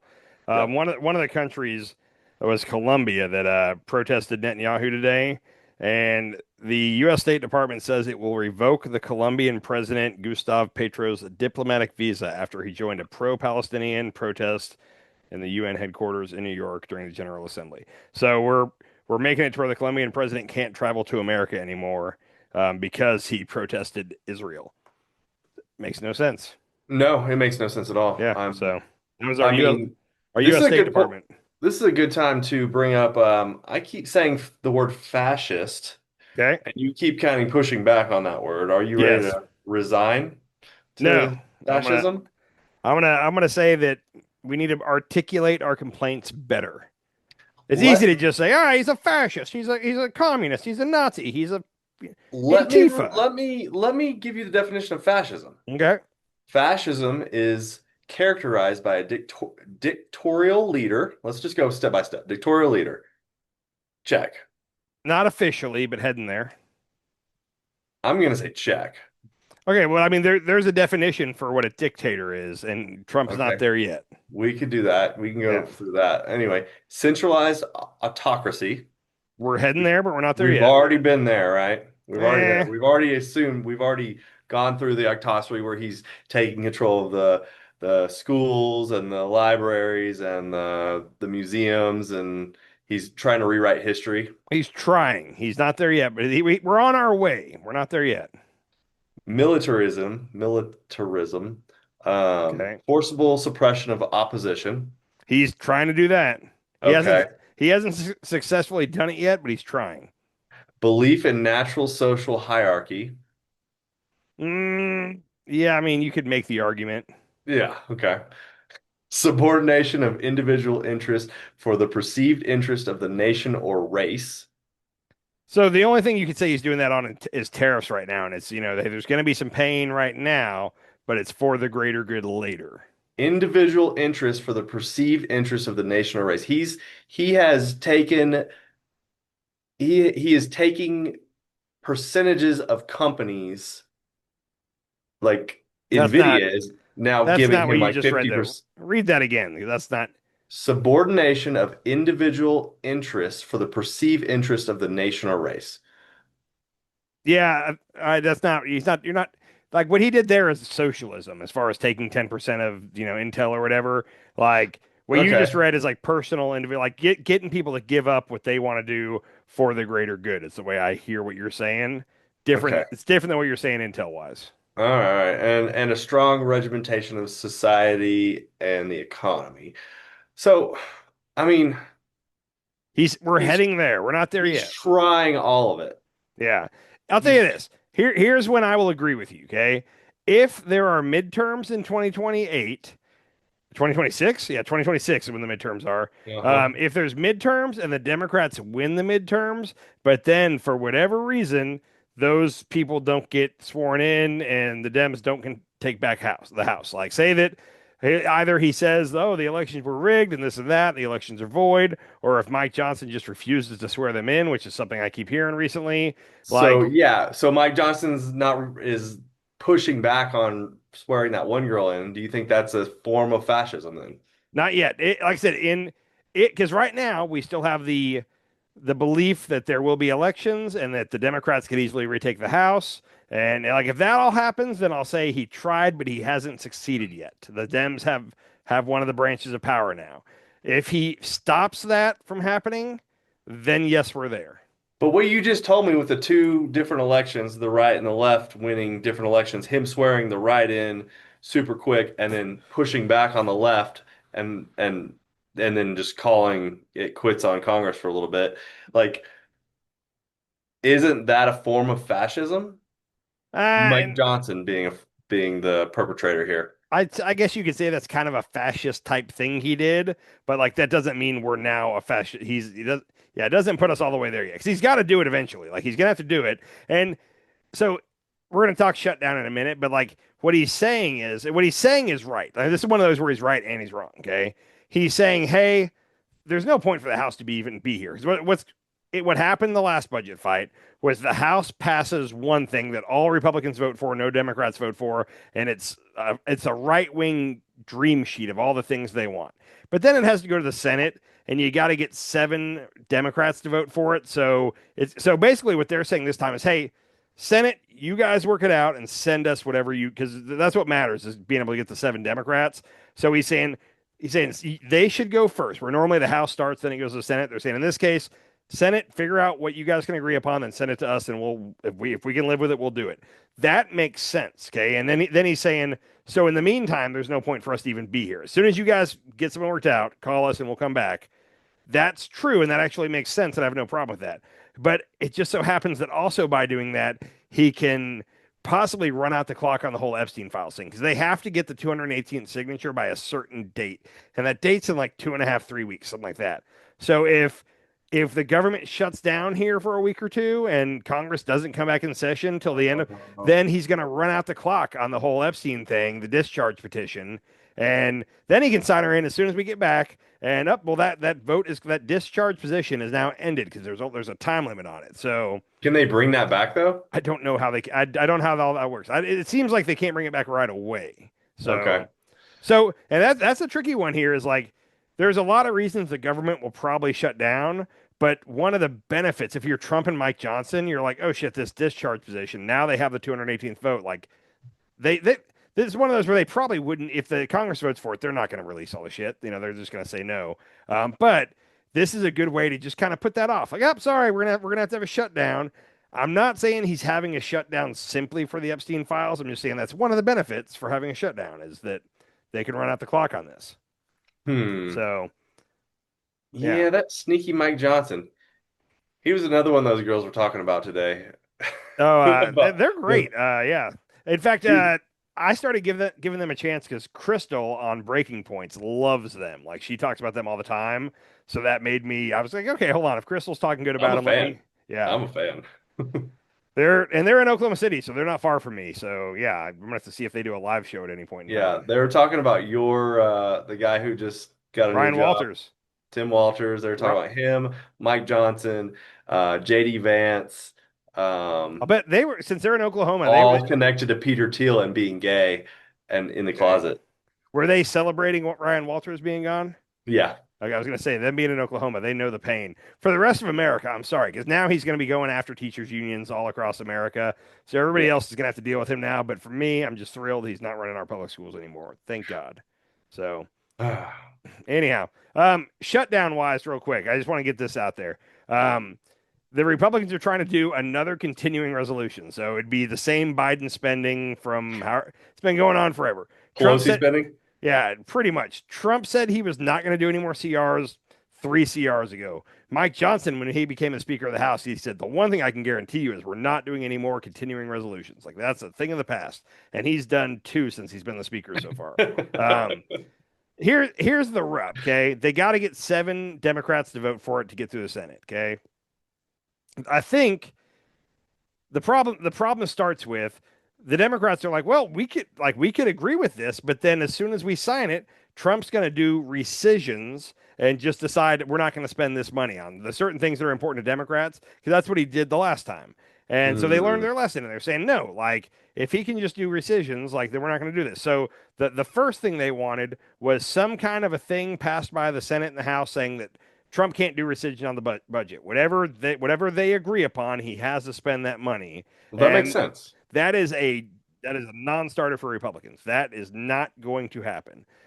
So then Democrats want to protect right now there's a tax credit for Obamacare.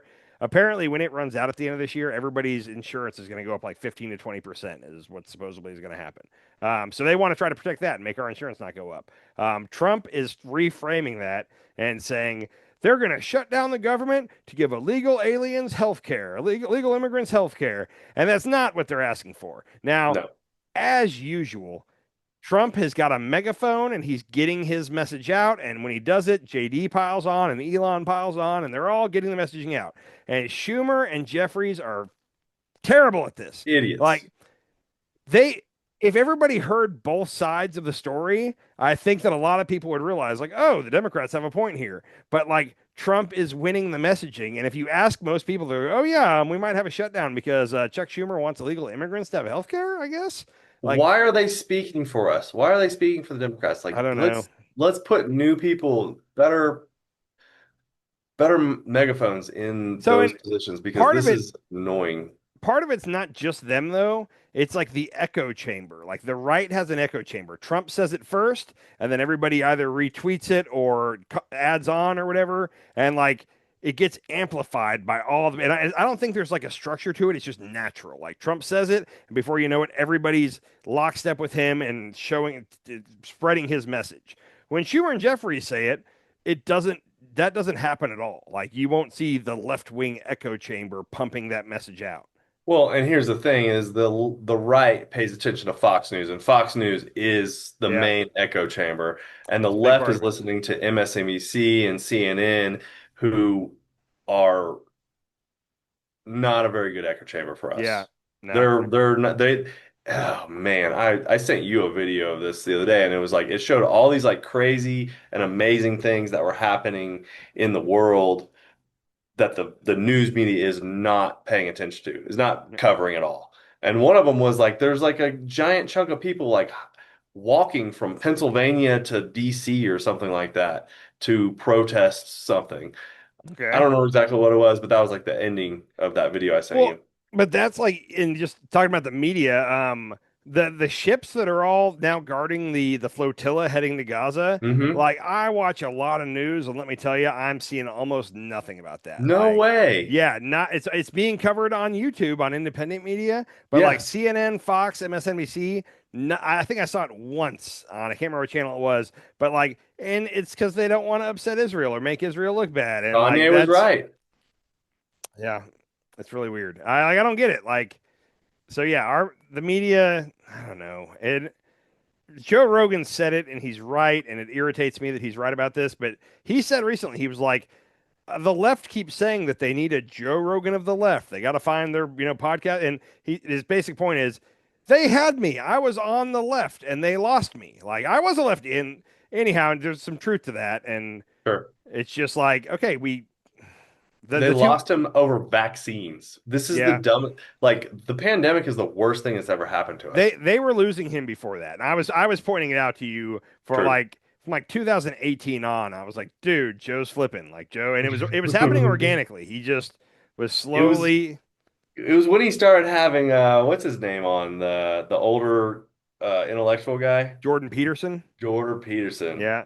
I feel like that's when it really started happening. There was a time, and it was roughly 2018. It was well before COVID, where a picture got online of him having dinner with, it was like Ben Shapiro and Jordan Peterson and Dave Rubin, and it was like 5 or 6 people, and they were all like right wing for sure, and they got labeled the intellectual dark web, or they got it something like that. But I remember when I saw that, I pointed out to you, I was like, dude, this is who Joe is. Like, this is his friend group. This is who he's talking about stuff with. Like, these are all very, and he mentioned at one point that it's a British guy on Fox. His name's like Steve Hilton. And he mentioned at one point, he's like, oh yeah, he's like, Steve Hilton is my neighbor. Like, our families go on vacation together. And I was like, oh, that guy's Fox News far right. Like, okay. So it was clear to me around 2018 that just by association of who he was hanging out with, I was like, he's drifting right. And then COVID happened, and that fully pushed him over the edge. Now, he's making an effort recently. His episode with Santino, like, it felt like old Joe. Like, he was making fun of a lot of shit Trump was doing. He definitely was kind of trying to play in the middle. And then Jimmy Kimmel the other night, when he was thanking all the people that stood by him, he thanked a lot of people that were right-wingers that were saying good things like Ted Cruz. And then minutes later, he made another comment about it. He was like, and even people in the middle like Joe Rogan. And I kind of caught note of that because I was like, oh, like Kimmel made it a point to say Joe was in the middle. A lot of people would say he's on the right. And I feel like Joe is making an effort to slide back to the middle now. Yeah. And I think it'd be wise of people like Kimmel to like acknowledge that. And maybe that'll work out to like Kimmel being on Rogan one day and Kimmel getting to politely have a conversation with him and explain, here are some things that Trump is doing. And like, that's what needs to happen right there. But if you say, Joe Rogan's far right, nobody go on his show. Okay. You're not like, that's not the answer here. Like, build some the answer bridges. Is to have the conversation. Yeah. Build the bridges. That's it's irritated me about the left for the past couple of years, but like, they're quick to finger point and like, oh, you're not left enough. Like you said this, I saw this whole thing. It was Senator, Seth Moulton. He might be a congressman. I think he's a senator. But he's a good senator, Democrat from a Ohio-ish type state. It's not Ohio, but it's one of those.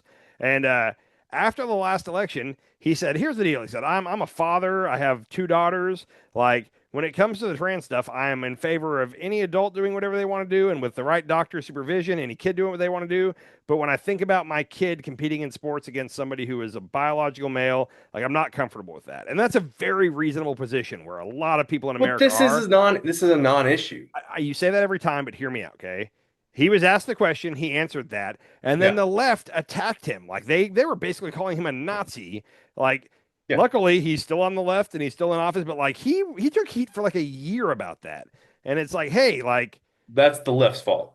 It's the left's fault for making it more of an issue than it really is, and it's the right, and the right is provoking it, and so the left is taking the bait every time. Hey, you can't blame the right for what they're doing because the left would try to do the same thing. If there's like Epstein, if there's one thing that's really bad for this administration, you want to keep that in the limelight, keep bringing it up. So you can't blame, but it's the way the left is, which Joe Rogan actually, I'm talking about him too much, but he posted a thing on his like Instagram or Twitter stories, and it was showing like the the multitude of different ideas basically. And like on the left, it was a really small ball where like you had to be in this belief structure to be on the left, and on the right it was huge. It was, and his comment was basically like, which one is a cult again? And there's some truth to that, because on the right, you like Trump is the reason we have this, but you have some people that are like, oh, I like Trump because he's pro-choice. You know, he wants to let the states decide. Then you hear other people like, I love Trump because he's strongly pro-life. And it's like, he's not both, but he convinced people that he's whatever they want him to be. But for that, because of that, you have a whole bunch of people on the right that have very different beliefs that all kind of come together as a voting block on the right, but they're actually separate groups with a lot of times they have conflicting beliefs, but to vote, they get along and vote for their side. Right. The left will not allow that. Like, if you're not 100% with us on all these issues, then get the fuck out. And it's like, no, that's not how you build a big tent. And that should have been the lesson learned from 2024. Like that should have been clear, but I feel like there's been no steps made to correct that in the past. What do we got? 9 months into Trump right now. In the past 9 months, I'm not seeing any effort to fix that. And it's bothering the shit out of me. Makes sense. Yeah. So it's wild. It's the left's messaging is just really bad, and you can blame Hakeem Jeffries and Chuck Schumer for that at this point. Who was the last? Because so we're in a new age of the internet age. Like Obama, I think Twitter and stuff was. I remember when Obama had like a POTUS Twitter account, that was like a big thing. Like, oh shit, like the president just joined Twitter. Like presidents weren't on social media. That was a thing, okay? Yeah. But he really didn't live through the Twitter era. Like he wasn't the president in the Twitter era. Trump was our first social media president. And like since he took that page from Obama. Like that's why he started doing it, was because Obama was he had like a lot of followers. So I don't think he was like number 1, but he was like number 10 or something in followers. Hard disagree on that though. Because Obama joined Twitter in like 2014, I think, somewhere around that time. Trump was on Twitter in like 2009 and 10, talking about Kenya Obama being from Kenya and the whole birth certificate stuff. In like 2011 and 2012, he was constantly tweeting about the actress Kristen Stewart, and she was dating the guy that went on to play Batman, Robert Pattinson, I think is his name. And he was constantly tweeting. There, you can go back and find all these ridiculous tweets from like 2011 with Donald Trump. Like he was rocking Twitter. He was just live tweeting different award shows and like complaining that he should have won an Emmy and like whatever it was. But like he was doing this for a couple of years before Obama got on Twitter. Okay. He's good. He's naturally good at it. Like for an old man, like he's entertaining on Twitter. So he is. We post one of his tweets every day, every episode. But he dominates Twitter, and then by proxy, all the Republicans kind of got on board, and now like they are very good at social media. Like the left is laughably terrible at social media. That Gavin Newsom, his new account where he's trolling Trump, is he still doing that? Yeah, he is. That is the first good use of social media that I've seen out of a Democrat, I think, ever. And I hope I'm missing something, but like the left doesn't do social media well at all. Yeah. And that's weird because the left was supposed to be like the young, hip crowd, and the right was the old Republican voters that always show up to vote. And like they've got social media hands down. So interesting. Well, you could make an argument that social media is for old people. Like it's built around old people, like Facebook. Like young people are only on Facebook so they can share photos of their kids with their parents. But so at first, Facebook was for people that were in college. That was the whole purpose of Facebook, okay? Right. And then they at one point expanded it to where even if you didn't have you had to have like a .edu email address or whatever to have a Facebook, and then they expanded it to where anybody could have it. And it was cool for a little while, and then everybody's parents started getting on, and everybody was like, oh shit, we got to get out of here. So all the young people went to Instagram, and we had like a couple years there, and then our parents started getting on Instagram, and it was like, oh shit. So now they've flocked to Twitter, and now everybody's on Twitter. I laugh at how many like old people are on Twitter tweeting shit. Like it's kind of hysterical. And I think now there's nowhere left to, like TikTok, I guess. I don't know. Yeah, and old people get on TikTok now too. Every time the old people get on, the young people will find a new thing. Yeah, that's true. Yeah, so that's true. They're running from their parents, but Facebook still has a whole big hold on people because it's where all the parents are on Facebook, all the kids' parents are on Facebook, and they have to share pictures of the grandchildren, and instead of like texting them, they just post it on Facebook so their parents can follow them. They don't have to interact with their parents. I use Facebook personally. Facebook is pretty much Instagram now for me. Like I upload it to Instagram and it automatically shares it to Facebook. I can't tell you the last time I like wrote a post and then posted it. Like, I haven't done that in forever. It's like, here's me and my daughter, sent. Like, it's a picture of us, and that's about it. And the only reason you do that is so that your mom and your aunts and uncles and and all them can see that stuff, right? Pretty much. Yeah. That's what Facebook has become, and also like when our class reunion is. I'm not going to our class reunion, but like that's the other thing is like, 25th reunion's coming up soon or whatever. Like, I think we have like, I think maybe it already happened or it's fixing to happen. I think our 25th reunion. I didn't get invited, so. I didn't go to the first one, and I'm not going to the next one. I'm not going to any of them. I'm going to vent for a second on reunions. I had a couple of our friends that were like, "You're not going?" And I was like, "No, I'm not going to that." And then one of our good friends ended up going. And later when I asked him about it, like he was like, "Yeah, it kind of sucked." And he kind of told me all the things about it, and it just reaffirmed. I'm like, "I'm so glad I didn't go. Like, thank you for telling me that. I'm glad I didn't do it." So, yeah. Interesting. The way I see it, anybody from high school that I still want to keep up with, I keep up with. Like, I see them. And if nothing else, through Facebook. Like, we graduated with 800 and something people, and there's like less than 5 people that if I saw them, I would be like, "Oh, it's really good to see you," and I would really mean it. Like, I've missed you. How have you been? Other than that, if I missed them, I've searched them out on Facebook and connected with them. That's kind of right. So anyhow, that's my social media rant. I'm not going to the next reunion. Okay. So, all right, that's all I got. Shutdown's coming in 10 days or something like that. Okay. It's whenever there's a shutdown, it's always a battle to make the other side own the shutdown.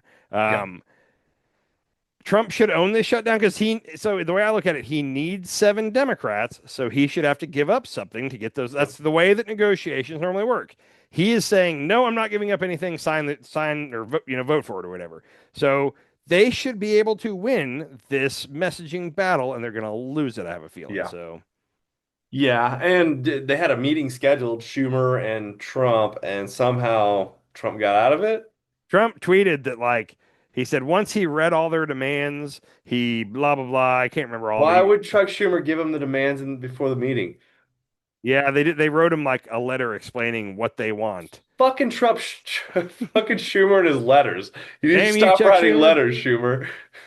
Yeah, I don't know. Hey, the other thing I didn't pull this.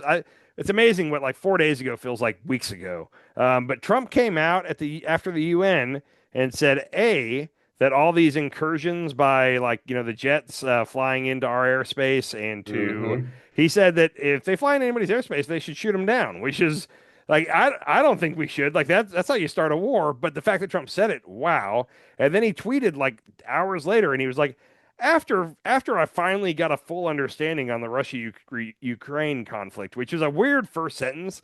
I was like, hold on, wait. You said you could solve it on the first day, and you didn't have a clear understanding as to what was going on. But he basically said it was long, but he said he thinks Ukraine can get all its land back and then some. Take some of Russia's land. Like, oh, what? Like, that's a complete 180. Now. That's what I would like him to say about it. But just like with the Israel thing earlier about, they'll never own the West Bank. Like, I like that he said it, but I don't believe him. And I also think next week he'll probably be saying the exact opposite of that. So, well, I sent you a video on Russia entering different countries' airspace. All right. Overnight, the US scrambling fighter jets to intercept 4 Russian warplanes near Alaska. The Russian jets never entered US airspace, but are another sign President Putin is testing NATO. In Denmark's night sky, mysterious lights, drones that witnesses say hovered over an airport and military base. 2 days after 20,000 passengers had their flights disrupted. Denmark calling them hybrid attacks by a professional actor. The Russian embassy denying involvement, calling it staged and a provocation. While last week, Russian MiG fighter jets entered Estonian airspace, prompting this response from President Trump. Mr. President, do you think that NATO countries should shoot down Russian aircraft if they enter their airspace? Yes, I do. Yeah, no, that's they actually left out the one in Poland was what kicked all this off. In Poland, they had their kamikaze drones all violating Polish airspace, and they've scrambled like F-16s or whatever and ended up shooting down some of these drones. But Russia's mad. Russia came out after all these different, like the drone thing in Denmark was just a couple nights ago, but they came out and said, hey, by the U.S. and all these other countries helping Ukraine and funding them, we're already pretty much in a war with you. Like the action's already started. So because the question to them was, don't you think this could accidentally lead to a war? And their answer was like, well, we're pretty much already at war with them because they're supporting Ukraine. So this is them kind of posturing and trying to show that they're ready to go to war with us. Yep. I don't like the idea of the war expanding past Ukraine by any means, but I definitely don't think that Russia should be able to blackmail everybody into abandoning Ukraine. So I say it all the time. We signed a deal with Ukraine and Russia in 1994, and we told them we would always have their back if Russia tried to invade. We have to stick by that. It's called the Budapest Memorandum. If you haven't heard of it, look it up. But that's where I fall on this is we have a treaty with them. If they give up all their nukes, we will protect them from Russian aggression. This is now happening. It's our job to protect them. So, well, how many countries has Russia invaded their airspace? Just in the last couple of weeks, Estonia, Denmark, and Poland. 3 that I know of for sure. Okay, so that's a international bylaw. I don't know. So let me remind you real quick. What would you call that?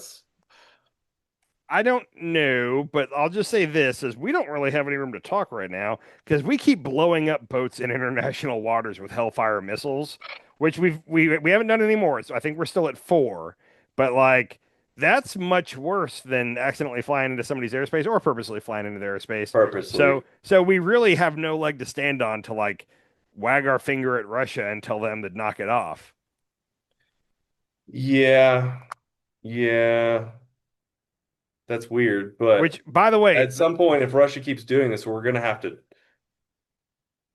at least the UN is going to have to do something about it, right? I mean, so Trump got in trouble. Not in trouble. People were upset with Trump because his speech to the UN, he was basically talking shit about the UN the whole time, and everybody was upset about it. Now, I'll say this: I actually would say it was the right message, just delivered in typical Trump asshole style. But like way back, the movie Team America World Police. Remember that movie with the puppets? Yeah, I love that movie. There was a part where Hans Brix from the United Nations, Hans Blix was his name, but he goes to see Kim Jong-un about him having nuclear weapons. And if you remember, the character was like, and if you don't do it, we'll get really mad and we'll write you a letter telling you how mad we are. Because that's like all that's all the UN is. Okay. So Trump's whole thing is like, hey, what's the point of the UN? Like they don't do anything. They write resolutions and they make statements, and every country voted that it's a genocide in Gaza.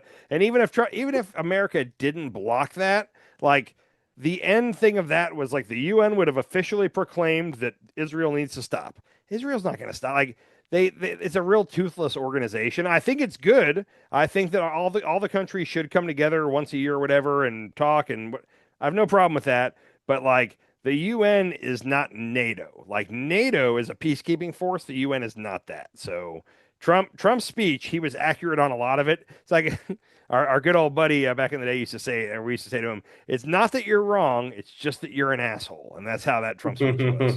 So. Yeah. I mean, we need something in the world to keep the world order, right? And we don't really have that. So treaties and alliances are what has done it since World War II, and that's what Trump is kind of going around ending just for the fun of it. Yeah, and there's like the International Court of Justice, which again has very little teeth. By the way, because of the International Court of International, what is it, the ICC, whatever they're called, because of their arrest warrant for Netanyahu, they showed it. But Netanyahu's flight path to get to America was pretty hysterical. He was afraid of violating almost any country's airspace, so he had to take the weirdest route to get to America, as opposed to normally you'd leave Israel and take off and go kind of up by Greenland and across to New York. Couldn't do that at all because every one of those countries has a. So he basically went across the Mediterranean, snuck right out the Strait of Gibraltar, and then went across the Atlantic. But he didn't want to get into any of those countries' airspaces. So what happens if he goes to their airspace? Do they shoot him down? They wouldn't shoot him down. Now they could order him to land or something like that with jets. They could order him to land. I don't think they would, but I think that he doesn't want to take that chance. So, and also the UN meeting is always in New York at the UN building, and Mamdani looks like he's going to win here in about a month. So the next time the UN has the United Nations. If Netanyahu shows up in New York, Mamdani has said he will arrest him for being in New York. So that's going to be interesting. That's it. We have a year to wait on that. But yeah, we'll see how that goes. I don't know how that works. I don't know if the federal government can basically make New York not arrest him. I don't know how that goes. Interesting. Yeah, or do they hold the United Nations meetings somewhere else other than the big ass UN building in New York? Maybe they do that. I don't know. I have no idea, man. I don't know. I'm kind of fed up with what's going on in this world. Real quick, the best part of Trump's UN speech was apparently at one point a decade or two ago, he bid on the job to like revamp the UN or to remodel or whatever, and he didn't get that. They didn't pick him to do it, and he spent several minutes talking about that. And he was like, "You could have had marble floors, but instead you have whatever it is," and basically talking shit about the design and how it looked, the color scheme, whatever. This could have looked a lot better if you could have had gold on the walls. Exactly. Yeah. So if he had gotten that bid, the UN would look way prettier today, is basically his point. And he spent a couple minutes talking about that, which was hysterical. So the Oval Office is so ugly. The guy that I was talking to tonight. Freaking ugly. The guy I was talking to tonight, like I said, career military, but his dad was in the military, his dad was in the CIA. Like the dude was a Republican. And the two things that he agreed with me on that were not so high on Trump is that the blowing up ships in the Caribbean, he was like, yeah, there's no justification for that, and it seems illegal. Like he was not down with that. And then surprisingly, all the gold in the Oval Office, he was like, yeah, that's tacky as hell. I was like, right. So those are the only two places where we could kind of come together and be like, yes, we both agree. The Oval Office looks tacky as hell now. Don't blow up boats in the Caribbean. Don't blow up boats in the Caribbean. That's a good rule to live by, I guess. Yeah. So, okay.